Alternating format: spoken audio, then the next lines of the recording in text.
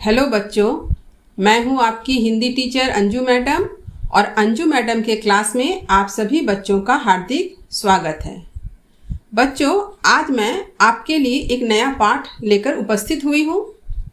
पाठ को आरंभ करने से पहले मैं आप लोगों से कुछ बातें कहना चाहती हूं। मैंने जो आप लोगों के पाठ से संबंधित यमराज की दिशा कविता पर जो वीडियो बनाया है, उस वीडियो का लिंक डिस्क्रिप्शन बॉक्स में दे दिया गया है। प्रश्न उत्तर चर्चा भी की गई है, उसका भी एक वीडियो है, उसका भी लिंक डिस्क्रिप्शन बॉक्स में दे दिया गया है। अभी तक जिन बच्चों ने उन वीडियो को नहीं देखा है, वे डिस्क्रिप्शन बॉक्स में जाएं और लिंक को क्लिक करके वीडियो को देखें और उसका भरपूर लाभ उठाएं। देखिए बच्चों, आज जो कोरोना काल चल रहा है, कोरोना का जो संकट चल रहा है, इसमें सभी स्कूल कॉलेज सब बंद हैं। कहीं भी कोई स्कूल खुला हुआ नहीं है। तो ऐसे में आज का जो समय है वो नेट का ज़माना है, ऑनलाइन का ज़माना है, मोबाइल का ज़माना है। तो ये आप लोगों का एक सौभाग्य कहिए कि आप लोगों की पढ़ाई मोबाइल के मार्फत से, इंटरनेट के माध्यम से हो रही है। लेकिन आप इसी बात को सोचिए कि अगर यह घटना या यह समय आज से 40 साल पहले आया होता, तब क्या होता। जिस समय हम सब छोटे थे ना, हम लोग स्कूल में पढ़ते थे एक समय, तो हम लोग की पढ़ाई तो बंद हो जाती, हम लोग तो पढ़ ही नहीं पाते। तो ये आप लोगों का बहुत बड़ा सौभाग्य है कि आप लोग जिस जमाने में हैं, उस समय की नई टेक्नोलॉजी का आप लोगों को भरपूर लाभ मिल रहा है। और इसके साथ ही साथ आप इस बात को भी सोचिए कि वीडियो के माध्यम से आप जितनी बार चाहें उस वीडियो को चला करके आप अर्थ को समझ सकते हैं। लेकिन हम लोग क्या करते थे, हम लोग स्कूल जाते थे, वहाँ टीचर ने जो पढ़ा दिया बस उसी को पढ़ना है। अगर बाद में कोई दिक्कत होती थी तो हम लोग क्या करते थे, स्कूल कब गए तो टीचर से पूछें। अगर स्कूल की छुट्टी है तो वह पूछ भी नहीं पाते थे। तो सोचिए हम लोगों को कितना प्रॉब्लम हुई पढ़ने में। लेकिन आप लोगों के लिए हम लोगों ने कितना सुविधा, कितने तरह की व्यवस्था कर दी है। तो एक बात और कहना चाहूँगी कि आप वीडियो को देख रहे हैं, ये तो बहुत अच्छी बात है। आरंभ से अंत तक देख रहे हैं, ये भी अच्छी बात है। लेकिन एक बार देखने से समस्या का समाधान नहीं होगा। आपको जब भी फुर्सत मिले 10 मिनट 15 मिनट आप वीडियो को देखिए। फालतू इधर उधर के गप्पे हाँकने से अच्छा है आप वीडियो को देखें। जिससे क्या होगा, आपको जो भी बातें वीडियो में कही गई है, जो अर्थ बतलाया गया है, आप उस अर्थ को सुनते रहेंगे और सुनते सुनते क्या होगा, सारी बातें आपके दिमाग में बैठ जाएगी, आपको रटना नहीं पड़ेगा। और जब परीक्षा हॉल में जाएंगे ना, तब आप देखेंगे कि आपको सारी बात याद आ गई है। आप हर प्रश्न का उत्तर बहुत अच्छी तरह से लिख सक रहे हैं। तो मेरी इस बात को हमेशा याद रखिएगा कि वीडियो को सिर्फ एक बार देख लिए काम खत्म हो गया, ऐसा नहीं करना है। जब भी फुर्सत मिले, जब भी आपको लगे कि नहीं 10 मिनट का समय है, तो आप वीडियो को फिर से देखें, फिर से सुने। सुनते सुनते ही आपको सब कुछ याद हो जाएगा। देखिएगा पढ़ाई लिखाई इतना ईजी हो जाएगा कि आपको लगेगा ही नहीं कि हम पढ़ रहे हैं। मानो खेल खेल में पढ़ाई हो गई। जैसे पहले आप लोग मोबाइल देखते थे, कोई गेम देख रहे हैं, कोई तरह का अलग तरह का प्रोग्राम देख रहे हैं, कि तो अब क्या देख रहे हैं, आप पढ़ाई की चीज़ देख रहे हैं। सब कुछ एजुकेशनल है ना। तो मेरी इस बात को हमेशा याद रखिएगा। कभी भी फुर्सत मिले 10 मिनट 15 मिनट 20 मिनट, आपको जो इच्छा करेगा आप उसी वीडियो को देखिए। और देखते देखते आपको देखिएगा सब याद हो जाएगा, आपको अच्छा लगेगा, आप खुद में अच्छा महसूस करेंगे कि देखिए मैडम ने जो जो बातें कही थी सब सच हो रहा है। और मैं यह जो कोशिश कर रही हूँ उसको भी तो सफल बनाना है ना, उसको भी तो सार्थक बनाना है। आप लोग तो मैथ पढ़े ही हैं। a+a क्या होता है, 2a होता है ना। लेकिन a के साथ प्लस a ना करके अगर a-a कर देंगे तो क्या हो जाएगा, 0। जैसे 1 और 1 11, ये भी मुहावरा है। तो मेरी कोशिश को और भी अधिक अच्छा बनाने के लिए, सफल बनाने के लिए आपको भी मेहनत करनी होगी ना। आपको तो ज़्यादा मेहनत नहीं करना, आपको सिर्फ वीडियो सुनना है। जब भी फुर्सत मिले वीडियो को सुनिए, बस देखिएगा आपकी मेहनत भी रंग लाएगी और आपको परीक्षा में अच्छे नंबर मिलेंगे। आप लोग जानते ही हैं, आप लोग को हिंदी किताब में कहीं कोई प्रश्न नहीं दिया गया है, इसलिए आप लोग तो बहुत घबराते ही होंगे। तो इसीलिए तो मैं आपकी सहायता कर रही हूँ ना, ताकि आप लोग न घबराएं, खूब अच्छी तरह से मन लगा कर पढ़ें। तो चलिए शुरू करते हैं आज एक नई कविता, जिसका शीर्षक क्या है, सबसे खतरनाक। देखिए, सबसे खतरनाक कविता, कवि हैं पास। लेकिन ये जो पास कवि हैं, इनका पूरा नाम कुछ और ही है, मूल नाम कुछ अलग है। तो चलिए उनके बारे में भी पढ़ें। देखिए, मैं कवि परिचय संक्षिप्त रूप से आप लोगों को दे रही हूँ, आपके किताब में है ही पूरा, आप बाद में पूरा पढ़ लेंगे, लेकिन मैं अभी जो जरूरी है सिर्फ उतना ही आपको बता रही हूँ। देखिए, पास सन 1950 ईस्वी, कवि परिचय। देखिए, मूल नाम क्या है, अवतार सिंह संधू। इनका जन्म कब हुआ था, सन 1950 में तलवंडी सलेम गांव, जिला जालंधर, पंजाब में हुआ था। इनकी प्रमुख रचना क्या है, लौह कथा, उड़दे बाजा मगर, सांडे समिया बीच, लड़ेंगे साथी, पंजाबी, बीच का रास्ता नहीं होता, लहू है कि तब भी गाता है, हिंदी अनुवाद। पास समकालीन पंजाबी साहित्य के महत्वपूर्ण कवि माने जाते हैं। मध्यवर्गीय किसान परिवार में जन्मे पास की शिक्षा अनियमित ढंग से स्नातक तक हुई। पास जन आंदोलनों से जुड़े रहे और विद्रोही कविता का नया सौंदर्य विधान विकसित कर उसे तीखा किंतु सृजनात्मक तेवर दिया। पास की कविताएं विचार और भाव के सुंदर संयोजन से बनी राजनैतिक कविताएं हैं, जिनमें लोक संस्कृति और परंपरा का गहरा बोध मिलता है। अब देखिए, लास्ट पैराग्राफ पढ़ रही हूँ।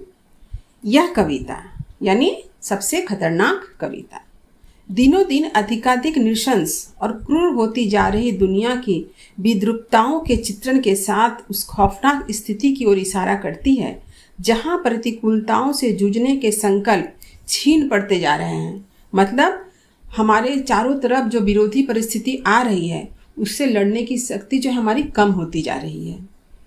पथराई आंखों से तटस्थता से कवि को असहमति है, और हम लोग क्या हो गए, मौन हो गए, चुपचाप हो गए, जो हो रहा है होने दो, कोई प्रभाव नहीं पड़ता। इससे के लेखक को शिकायत है। कवि इस प्रतिकूलता की तरफ विशेष संकेत करता है, जहां आत्मा के सवाल बेमानी हो जाते हैं। जड़ स्थितियों को बदलने की, प्यास के मर जाने और बेहतर भविष्य के सपनों के गुम हो जाने को कवि सबसे खतरनाक स्थिति मानता है। यानी सबसे खतरनाक क्या है, हमारे चारों तरफ की स्थिति खतरनाक है, न कि हमारी आत्मा ही मर गई, यह सबसे खतरनाक है। इसी बात को इस कविता में बतलाया गया है। तो बच्चों, कविता को देखिए। एक बार मैं पूरी कविता को एक बार आपके सामने पूरा पढ़ती हूँ, क्योंकि छोटी सी कविता है। सबसे खतरनाक पास। मेहनत की लूट सबसे खतरनाक नहीं होती, पुलिस की मार सबसे खतरनाक नहीं होती, गद्दारी लोभ की मुट्ठी सबसे खतरनाक नहीं होती, बैठे बिठाए पकड़े जाना बुरा तो है, सहमी सी चुप में जकड़े जाना बुरा तो है, पर सबसे खतरनाक नहीं होता।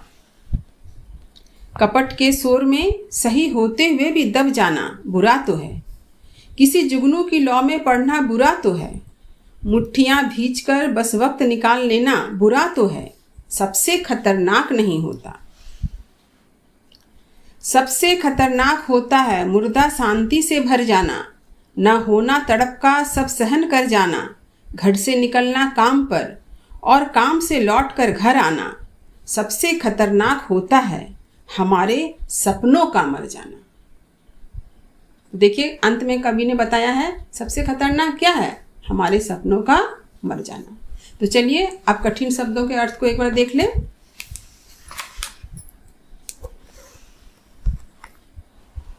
देखिए,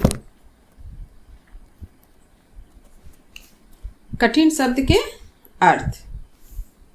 मेहनत, मेहनत मतलब परिश्रम। लूट मतलब चोरी। खतरनाक, भयंकर।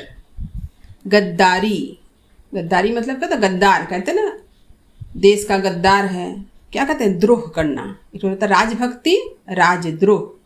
गद्दार को द्रोह कहते हैं, धोखा देना। बैठे बिठाए मतलब बिन कारण के, कहते हैं ना बैठे बिठाए ये घटना घट गई, माने बिना कारण के। सहमी मतलब भयभीत। जकड़े जाना मतलब बंध जाना, जकड़ लेना माने बांध लेना। उसी तरह से जकड़े जाना मतलब बंध जाना। कपट मतलब धोखा, भ्रष्टाचार।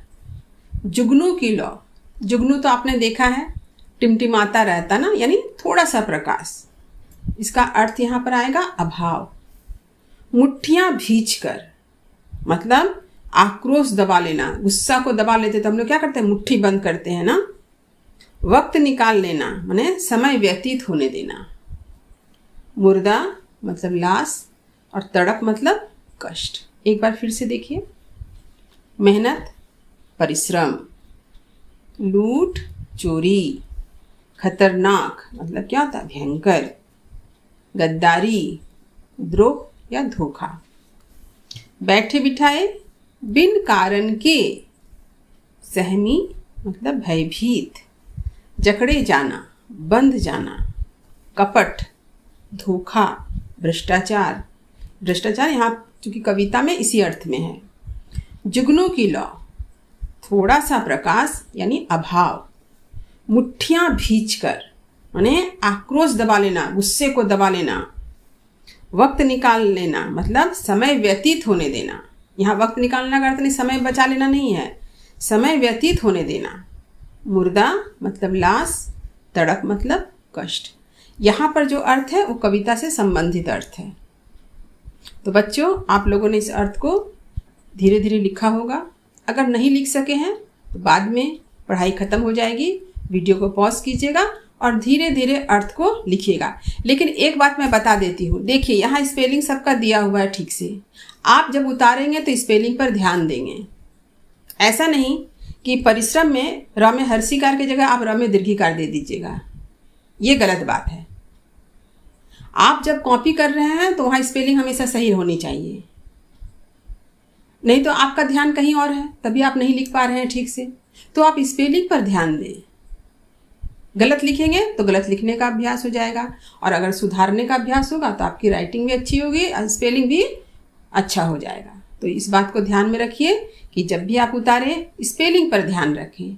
और एक बात मैं कहती हूँ, जब प्रश्न का उत्तर लिखते हैं तब भी बहुत सारे शब्द आपके कविता से होते हैं, तो उन शब्दों को लिखने में क्यों गलती करेंगे? वे सारे शब्द तो आप कविता से ही उतार सकते हैं सही सही। तो इस पर भी आप ध्यान दीजिएगा।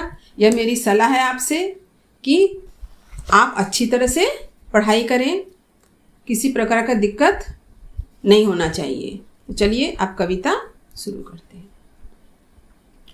देखिए, क्योंकि यह कविता पंजाबी में है, इसका अनुवाद किया गया है हिंदी में।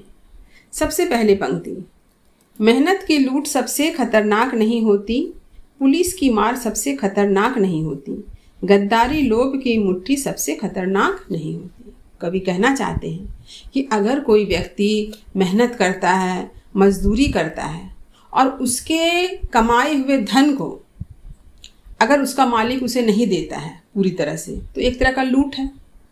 ठीक उसी तरह से कोई व्यक्ति अगर मेहनत से कमा के घर आ रहा है और उसका पैसा किसी ने लूट लिया, यह भी लूट हो गई, चोरी हो गई, एक प्रकार का चोरी हो गया। तो कवि कहते हैं ये अच्छी बात नहीं है, लेकिन खतरनाक नहीं है, क्योंकि इससे भी खतरनाक कुछ और है जिसके तरफ कवि का इशारा है। यानी मेहनत की कमाई किसी ने ले लिया, ये अच्छी बात नहीं है, लेकिन खतरनाक नहीं है, क्योंकि हम इसका विरोध कर सकते हैं। पुलिस की मार सबसे खतरनाक नहीं होती। सब लोग पुलिस से डरते हैं, पुलिस से डरते माने पुलिस की मार से डरते हैं। तो अगर किसी को पुलिस की मार पड़ गई, ये तो अच्छी बात नहीं है, लेकिन इसका भी विरोध हो सकता है, हम इसके खिलाफ कार्रवाई कर सकते हैं, लेकिन यह भी इतनी खतरनाक नहीं है। गद्दारी लोभ की मुट्ठी सबसे खतरनाक नहीं होती। ठीक इसी तरह से गद्दार होना, द्रोह करना, लालच में पड़ना, यह भी अच्छी बात नहीं है। लेकिन कवि के अनुसार यह भी उतनी खतरनाक नहीं है, क्योंकि कवि की दृष्टि में कुछ और बातें ही ज़्यादा खतरनाक है, जिसका उल्लेख उन्होंने कविता के अंत में किया है। फिर वे लिखते हैं, बैठे बिठाए पकड़े जाना बुरा तो है। अब कोई व्यक्ति घर में आराम से बैठा हुआ है, चुपचाप बैठा हुआ है, और कोई व्यक्ति उसे झूठे मुकदमे में फंसा दिया, बैठे बैठाए न बिना कारण के। ये तो बहुत गलत बात है। सहमी से चुप में जकड़े जाना बुरा तो है। ठीक इसी तरह से आप डर से भयभीत होकर के चुप हैं, ये भी अच्छी बात नहीं है, क्योंकि आपको इसका विरोध करना चाहिए। पर सबसे खतरनाक नहीं होता। कवि की दृष्टि में यह सबसे खतरनाक नहीं है, क्योंकि अगर आपको किसी ने झूठे मुकदमे में फंसा दिया है तो आप उसके विरुद्ध कार्रवाई कर सकेंगे। अगर आप भयभीत हैं तो हिम्मत बांध सकते हैं अपने अंदर लड़ने के लिए, यानी इन समस्याओं से हम निपट सकते हैं। इसीलिए खतरनाक नहीं है। अच्छी नहीं है, ये तो समझ में आ गई, लेकिन खतरनाक नहीं है। अब कवि क्या कहते हैं, कपट के शोर में सही होते हुए भी दब जाना बुरा तो है। कपट के शोर में यानी चारों तरफ छल कपट प्रपंच भ्रष्टाचार फैला हुआ है, और इन सारे परिस्थितियों में भी हम क्या कर रहे हैं, सही हैं, मेरा हर कार्य सही है, लेकिन फिर भी हम दबे हुए हैं। तो ये अच्छी बात नहीं है। किसी जुगनू की लौ में पढ़ना बुरा तो है। जुगनू की लौ थोड़ा सा प्रकाश, क्योंकि जुगनू तो टिमटिमाता है, एकदम मध्यम, कोई रोशनी टिमटिमाता हुआ दिखता है, लेकिन उसकी रोशनी में पढ़ लेंगे ऐसा तो होता नहीं है। लेकिन यहाँ कवि कहना चाहते हैं उसी के अर्थ में कि थोड़े से प्रकाश, यानी अभाव में जब हम पढ़ते हैं, जीते हैं, ये भी अच्छी बात नहीं लगती, बुरा लगता है सबको कि कितने अभाव में जी रहे हैं। लेकिन इससे भी हम निपट सकते हैं, प्रयास करके अपने जीवन को अच्छा बना सकते हैं, लेकिन ये खतरनाक नहीं है। मुट्ठियाँ भींचकर बस वक्त निकाल लेना बुरा तो है। ठीक इसी तरह से हम अपने चारों तरफ की परिस्थितियों को देखकर बहुत क्रोधित होते हैं, लेकिन क्रोध को व्यक्त नहीं कर रहे हैं, इंतजार करते हैं समय बदलेगा कब तो सब कुछ ठीक हो जाएगा। ये बात भी बुरी बात है ना, हमें विरोध करना चाहिए, लेकिन हम ऐसा करते नहीं हैं, इसलिए ये बात अच्छी नहीं है। कवि के अनुसार सबसे खतरनाक नहीं होता, यानी ऐसी स्थितियां भी सबसे खतरनाक नहीं है। कवि चाहते हैं बदलाव, कवि चाहते हैं परिवर्तन। जो कुछ भी घट रहा है हम उसके खिलाफ आवाज़ उठाएं। इसीलिए कहते हैं कि ये परिस्थितियां बुरी है, इसके खिलाफ हम लड़ सकते हैं, परंतु ये परिस्थितियां खतरनाक नहीं है। तो कौन सी स्थिति खतरनाक है उसका उल्लेख अब कवि कर रहे हैं। सबसे खतरनाक होता है मुर्दा शांति से भर जाना। कवि के अनुसार सबसे खतरनाक हम मनुष्यों के लिए क्या है, एक जिंदा होते हुए भी लाश बन के रह जाना। मुर्दा शांति, जैसे मुर्दा होते हैं लाश, कोई हलचल नहीं होती है ना, उसको मारो पीटो कोई प्रतिक्रिया नहीं होती, उसके सामने कोई कितना भी गिड़गिड़ाए, कोई कितना भी रोए, कोई कितना भी हंसे, वो कोई प्रतिक्रिया नहीं करता है। तो अगर हम ऐसा बन जाएं, जिंदा रहते हुए एक लाश की तरह बन जाए, यह सबसे खतरनाक है। ऐसा क्यों होता है उसका भी उल्लेख किया है उन्होंने। न होना तड़प का सब सहन कर जाना, यानी हमारे सामने जो कुछ भी घटनाएं घट रही है, दुख कष्ट कुछ भी, किसी का हमारे ऊपर प्रभाव नहीं पड़ रहा है, हर कुछ हम सह ले रहे हैं। और मेरी जिंदगी कैसे बन गई है, घर से निकलना काम पर और काम से लौटकर घर आना। हमारी जिंदगी क्या है, घर से निकलते हैं हम, काम करते हैं और काम से घर आ जाते हैं, लेकिन कोई प्रतिक्रिया व्यक्त नहीं करते। कहाँ क्या हो रहा है, कुछ हो रहा है, हम सोचते तक नहीं हैं।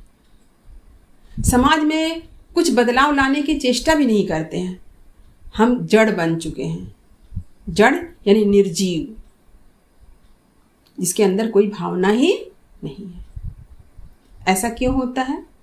सबसे खतरनाक होता है हमारे सपनों का मर जाना। कवि कहते हैं ऐसा इसलिए होता है क्योंकि हमारे सपने जो होते हैं, हमारे सुनहरे भविष्य के जो सपने हैं, वो सारे सपने हमेशा के लिए मर जाते हैं, समाप्त हो जाते हैं। यह सबसे खतरनाक है, क्योंकि अगर किसी व्यक्ति का सपना समाप्त हो जाए तो वह जिंदा रखने की लालसा को भी खत्म कर देता है, मिटा देता है। वो जिंदा रहना ही नहीं चाहता है। अगर वो जिंदा है भी तो एक लाश की तरह है। तो कवि ने पूरी कविता में क्या बतलाया कि जो कुछ भी हम घटते हुए अपने चारों तरफ देख रहे हैं, मेहनत की कमाई का लुट जाना, पुलिस की मार, गद्दारी, लोभ, लालच, बिना कारण के पकड़े जाना, हर परिस्थितियों में चुप रह जाना, भ्रष्टाचार केस को देखते हुए भी चुप रहना, अभाव में जीना, अपने आक्रोश को अपने अंदर दबाए रखना, ये सब कोई भी अच्छी बात नहीं है, लेकिन खतरनाक नहीं है, क्योंकि हम इन परिस्थितियों में बदलाव ला सकते हैं। हम इन परिस्थितियों को बदल सकते हैं। तो क्या नहीं बदल सकते हैं? यदि हमारे सपने मर गए तो हम एक जिंदा लाश बनकर रह जाते हैं, फिर उसे कोई वापस जिंदा नहीं कर सकता। ये बड़ा ही खतरनाक है। यह परिस्थिति बहुत ही संकटपूर्ण है, दुर्भाग्यपूर्ण है। तो ऐसा नहीं होना चाहिए। हमारे सपनों को कभी मरने हमें नहीं देना चाहिए। हमें अपने सपनों को हमेशा जिंदा रखना चाहिए, क्योंकि सपनों के कारण ही हम जीवन में आगे बढ़ते हैं। जैसे बच्चों, आप लोगों का ही सपना है क्लास 9 से पास करके 10 में जाएंगे, 10 से 11 में जाएंगे, 11 से 12, उसके बाद कॉलेज, कितना कुछ करेंगे ना। ये सब सपना है। तो इन सपनों को हमें कभी मरने नहीं देना चाहिए। तभी हमारा जीवन जो है आगे बढ़ेगा। हम एक अच्छे भविष्य की ओर अग्रसर होंगे। तो बच्चों, उम्मीद है कि आपको आज का पाठ अच्छी तरह से समझ में आ गया होगा। आप वीडियो को अच्छी तरह से सुनेंगे, देखेंगे, शब्द को उतारेंगे और हर शब्द को सही सही लिखने की कोशिश भी करेंगे। तो वीडियो को लाइक, शेयर और सब्सक्राइब करें। अपने मित्रों में, अपने दोस्तों में इसे शेयर करें। उन लोगों की भी सहायता करें, क्योंकि हमेशा सबकी सहायता करनी चाहिए। तो चलिए मिलते हैं एक नए वीडियो में, जहां मैं सबसे खतरनाक पाठ का ही प्रश्न उत्तर चर्चा विषय को लेकर के आपके सामने उपस्थित हो जाऊंगी।